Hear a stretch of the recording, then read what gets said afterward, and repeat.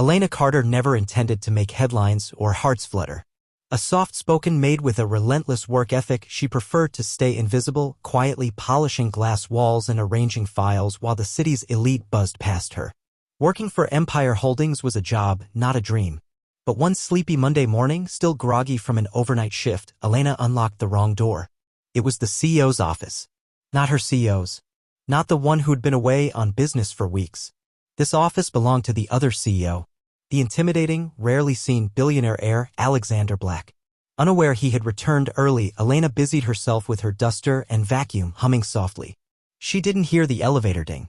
She didn't see the piercing gray eyes watching her from the doorway. She was just finishing arranging the pens on his desk when he cleared his throat.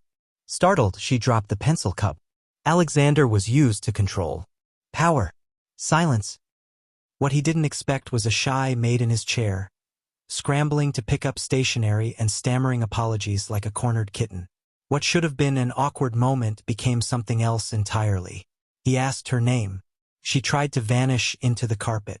But the next morning, there were 2 cappuccinos on his desk, and only one was his. And so began the most unexpected of mistakes. Because Alexander didn't believe in accidents. And Elena?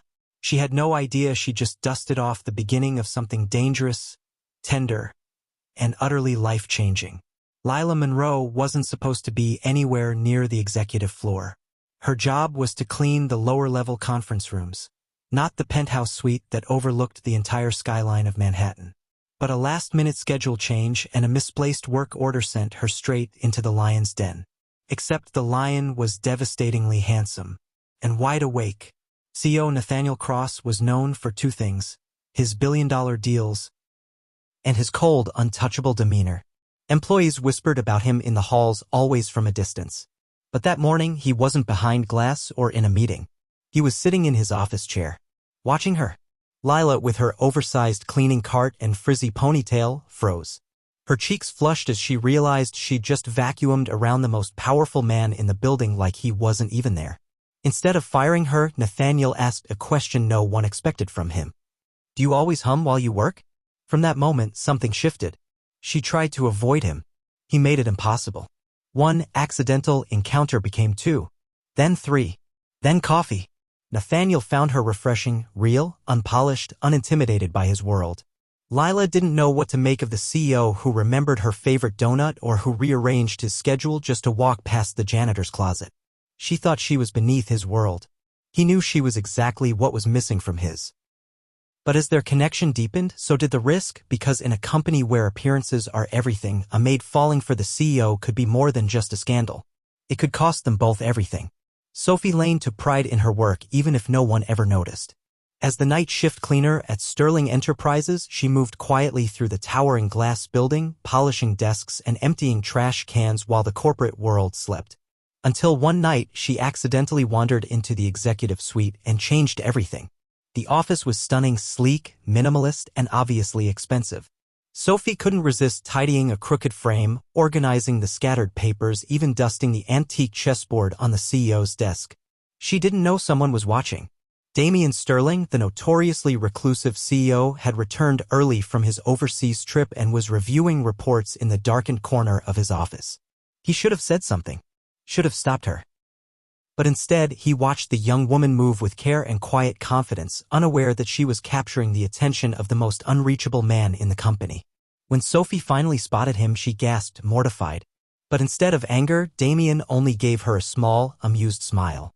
"You missed a spot," he teased. What began as an awkward encounter turned into a slow, unexpected bond. Damian started working late. Sophie began cleaning his office last.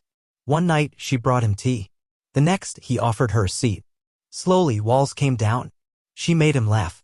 He made her feel seen. But the higher she climbed into his heart, the more dangerous the fall.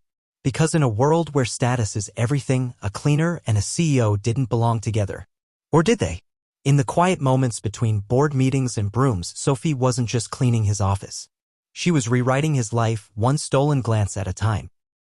Grace Bennett never expected her life to change inside a marble-walled office on the 42nd floor. She was just the maid, an invisible presence in the gleaming skyscraper of Hawthorne International. Her job was simple: clean quickly, speak to no one, and always avoid the executive wing unless absolutely necessary. But one rainy afternoon, with a flooded hallway rerouting her usual path, Grace stepped into the wrong office. It was spotless except for a spilled cup of coffee on the CEO's desk. Without thinking, she began to clean it. That's when he walked in. Julian Hawthorne. Billionaire. Visionary. Untouchable. Known for his ruthless business deals and colder-than-steel demeanor. And now, staring at the maid wiping his keyboard. Grace apologized, heart pounding, cheeks flushed, ready for the reprimand, or worse, to be fired. But Julian didn't raise his voice. He didn't dismiss her. Instead, he said, "You're not who I expected to see here." From that moment, everything shifted. He started appearing during her shifts, offering casual conversation, asking questions about her life. Grace, hesitant at first, found herself laughing more than she had in years.